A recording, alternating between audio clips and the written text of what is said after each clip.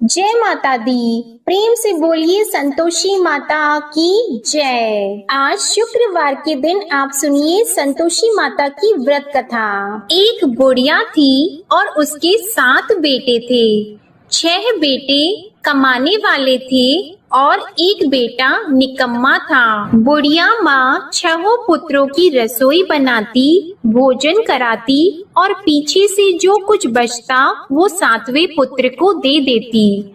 परंतु वह बड़ा भोला भाला था, मन में कुछ विचार नहीं करता था। एक दिन वह अपनी बहू से बोला, देखो मेरी माता का मुझ पर कितना प्रेम है। वह बोली, क्यों नहीं, सबका झूठा बचा हुआ तुमको खिलाती है। वह बोला, ऐसा भी हो सकता है क्या? मैं जब तक आंखों से न देखूं मान नहीं सकता। बहू ने हंसकर कहा, देख लोगे तब तो मानोगी। कुछ दिन बाद बड़ा त्योहार आया। घर में 7 प्रकार के भोजन और चूरमा के लड्डू बने। वह जांचने को सर के दर्द का बहाना कर पतला कपड़ा सिर पर ओढ़कर रसोई घर में सो गया और कपड़े में से सब देखता रहा। 6 भाई भोजन करने आए। उसने देखा माँ ने उनके लिए सुंदर सुंदर आसन बिछाए, 7 प्रकार की रसोई परोसी। वह आग्रह करके जिमाती रही, वह देखता रहा।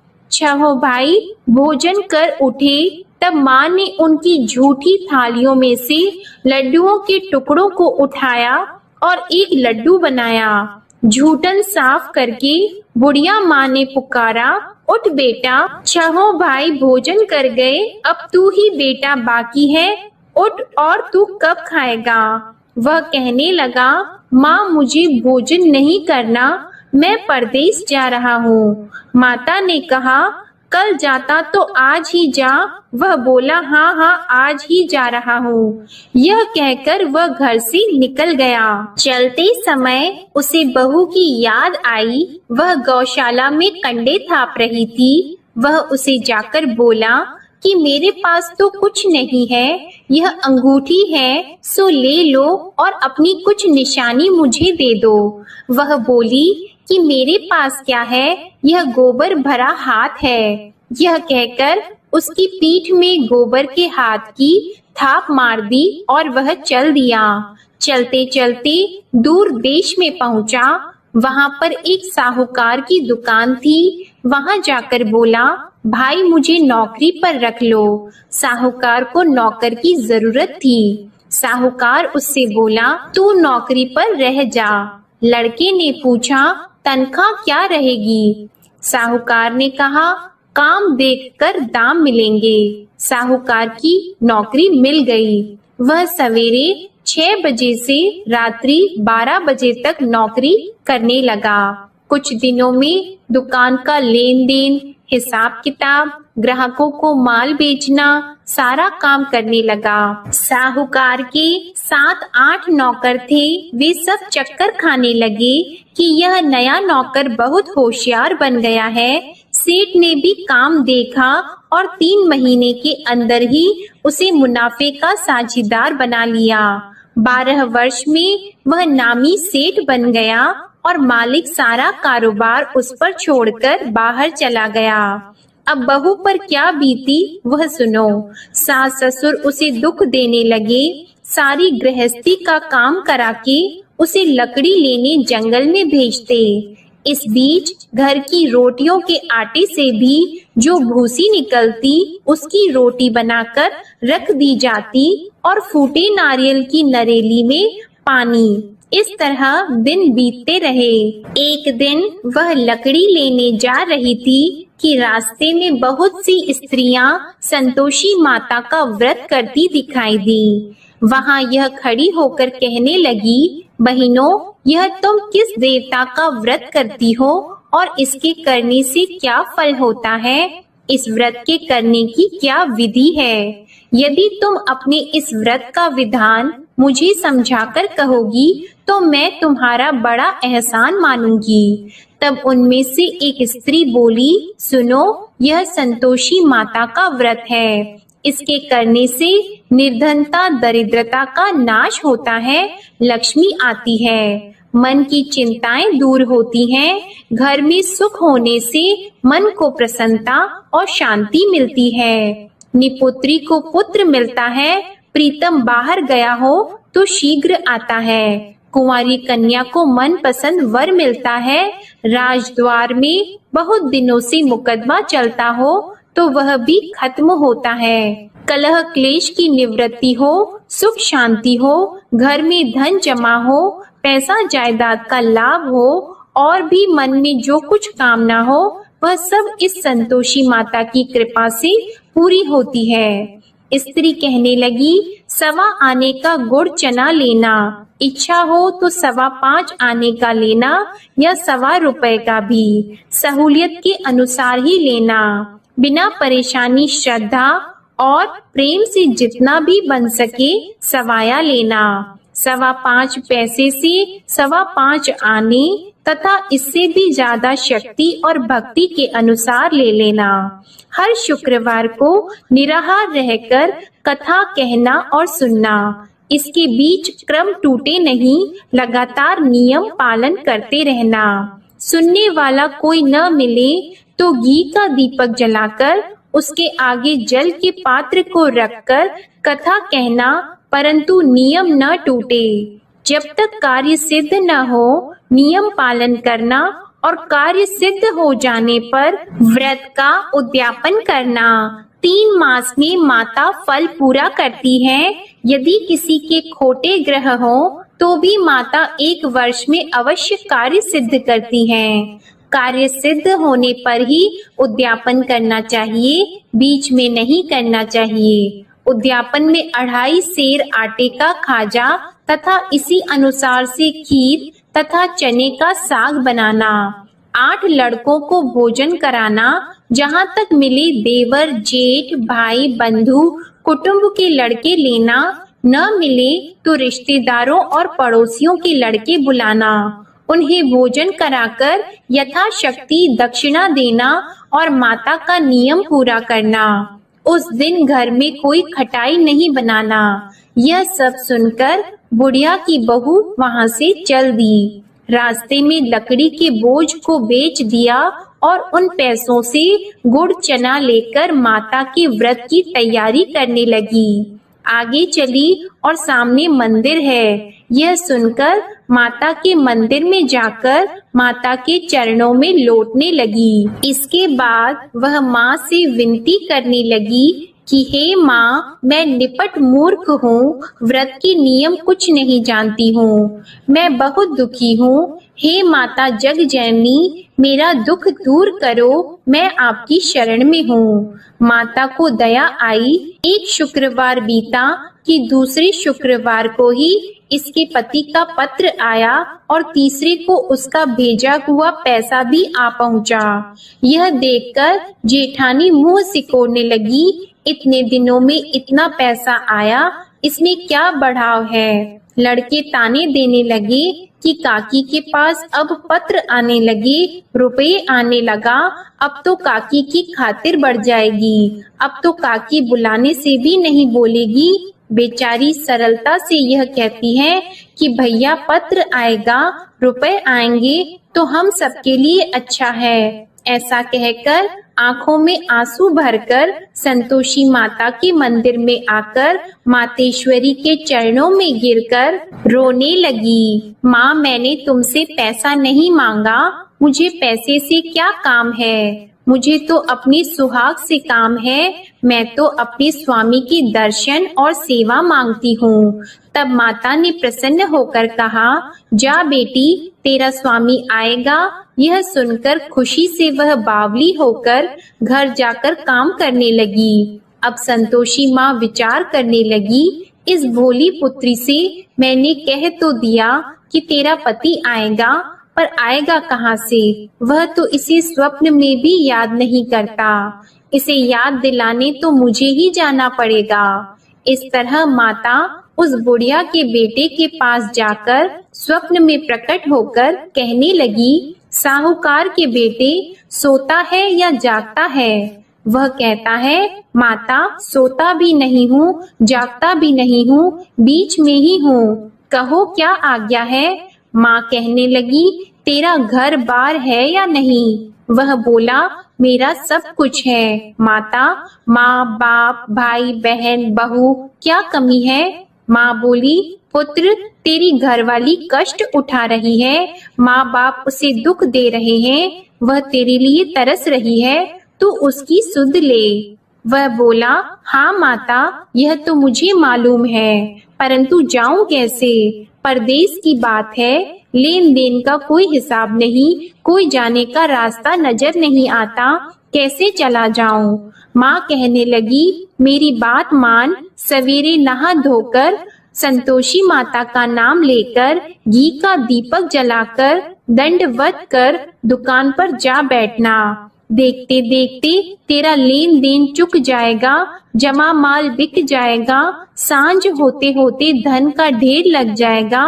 अब तो वह सवेरे बहुत ही जल्दी उठकर मित्र बंधुओं से अपनी सपने की बात कहता है। वे सब उसकी बात अनसुनी करके खिल्ली उड़ाने लगे। कहीं सपने भी सच्चे होते हैं। एक बूढ़ा बोला, देख भाई मेरी बात मान, इस तरह साच झूठ कहने के बदले देवता ने जैसा ही कहा है वैसा ही करना, तेरा क्या जाता है। अब बूढ़े की बात मानकर वह नहा धोकर संतोषी माता को दंडवत कर घी का दीपक जलाकर दुकान पर जा बैठता है। थोड़ी देर में वह क्या देखता है कि देने वाले रुपया लाए, लेने वाले हिसाब लाए। कोठे में भरे सामानों के खरीदार नगद में सौदा करने लगे। शाम तक धन का ढेर लग गया।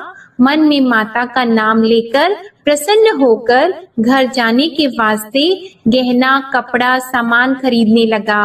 यहाँ के काम से निपट घर को रवाना हुआ। उधर बहू बेचारी जंगल में लकड़ी लेने जाती है। लौटते वक्त माताजी के मंदिर पर विश्राम करती है।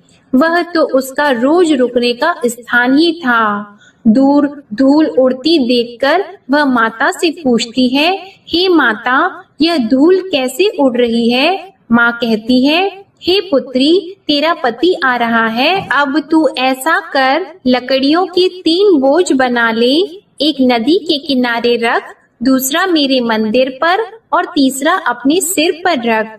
तेरे पति को लकड़ी का गड्ढा देकर मोह पैदा होगा, वह यहाँ रुकेगा, नाश्ता पानी बनाकर खाकर माँ से मिलने जाएगा।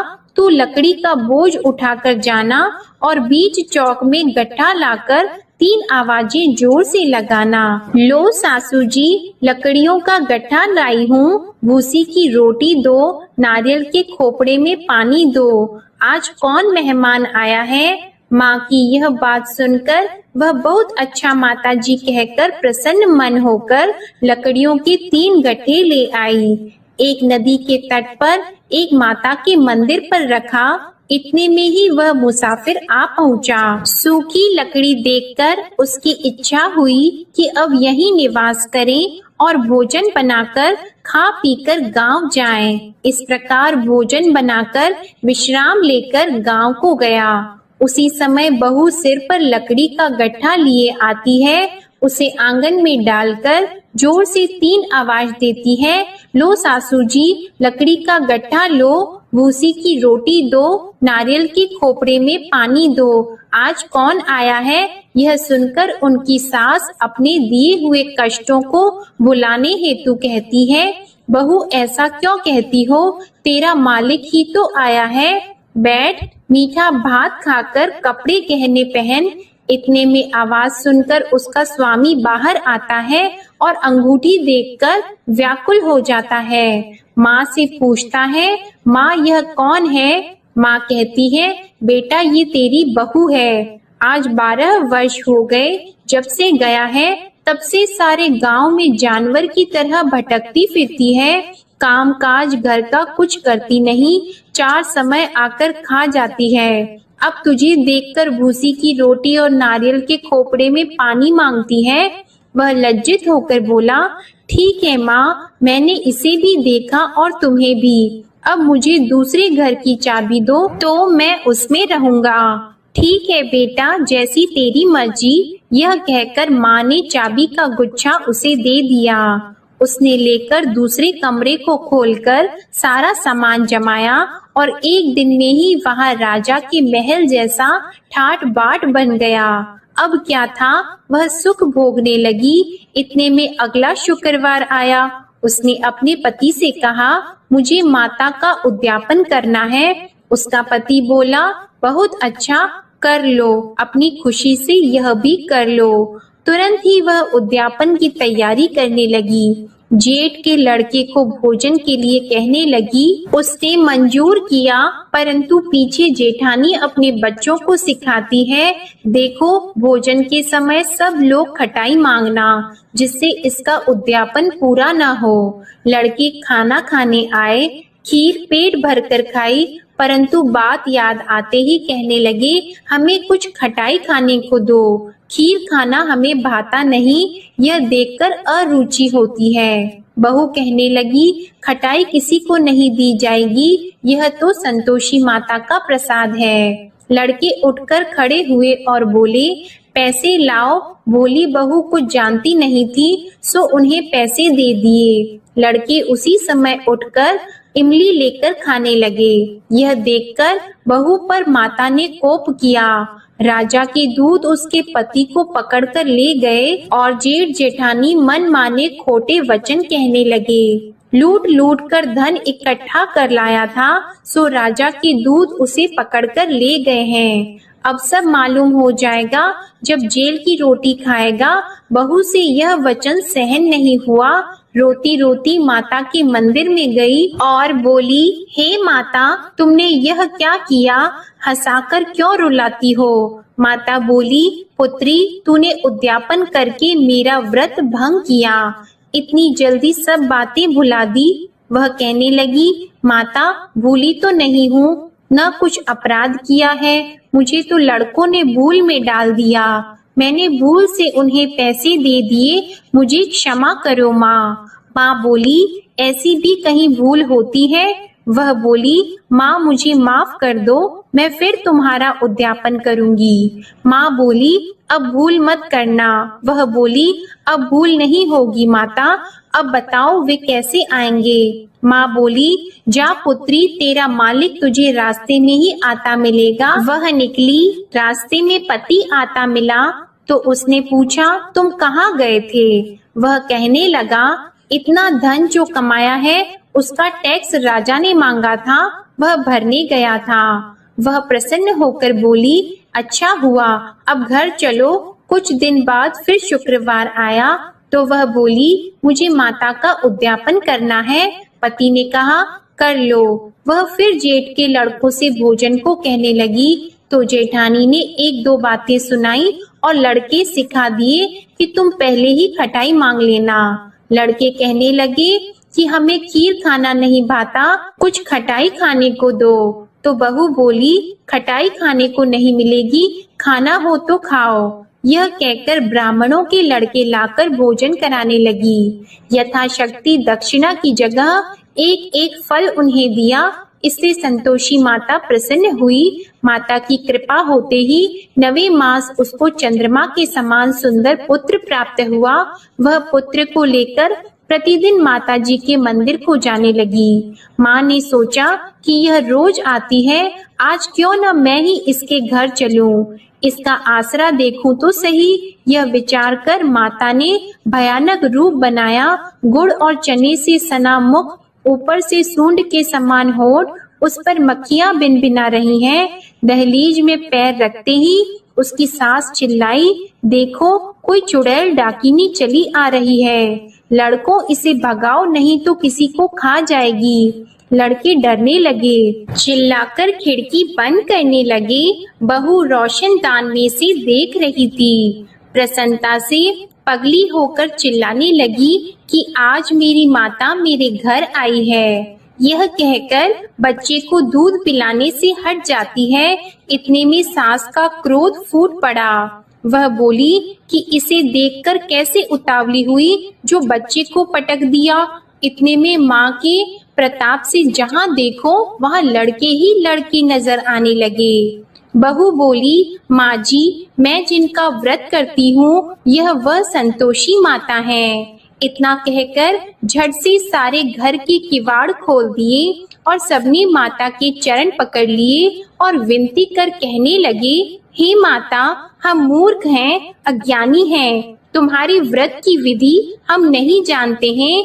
तुम्हारा व्रत भंग करके हमने बहुत बड़ा अपराध किया है। हे माता, बहू को जैसा फल दिया वैसा सबको देना। जो भी यह कथा पढ़ेगा या सुनेगा उसके सभी मनोरथ पूर्ण होंगे। प्रेम से बोलिए संतोषी माता की जय। आइए अब सुनते हैं संतोषी माता की आरती। जय संतोषी माता मैया, जय संतोषी माता, अपने सेवक जन की सुख संपत्ति दाता।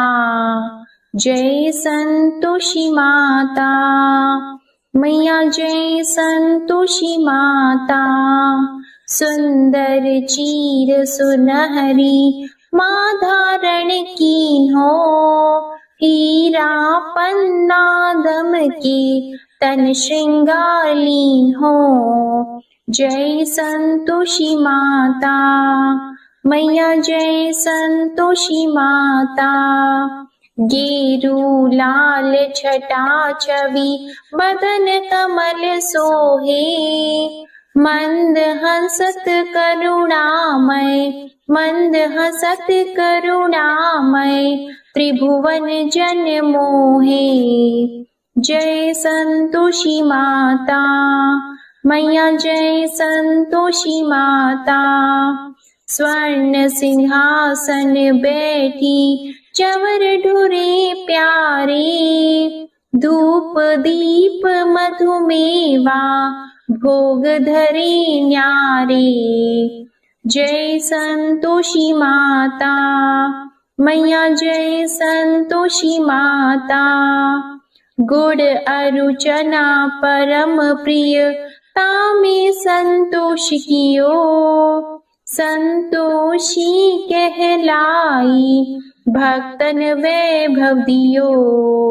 जय संतोषी माता मैया, जय संतोषी माता, शुक्रवार प्रिय मानत आज दिवस सोही, भक्त मंडली छाई कथा सुनत मोही। जय संतोषी माता मैया, जय संतोषी माता, मंदिर जगमग ज्योति मंगल ध्वनि छाई, विनय करे हम बालक चरणन सिर नाई। जय संतोषी माता मैया, जय संतोषी माता, भक्ति भावमय पूजा अंगीकृत कीजिए, जो मन बसे हमारी इच्छा फल दीजिए। जय संतोषी माता मैया, जय संतोषी माता, दुखी दरिद्री रोगी संकट मुक्त किए, बहु धन धान्य भरे घर सुख सौभाग्य दिए। जय संतोषी माता मैया, जय संतोषी माता, ध्यान धरियो जिस जन ने मन वांछित फल पायो, पूजा कथा श्रवण कर घर आनंद आयो। जय संतोषी माता मैया, जय संतोषी माता, शरण गहे की लज्जा राखियो जगदम्बे, संकट तू ही निवारे दयामयी अम्बे। जय संतोषी माता। मैया जय संतोषी माता।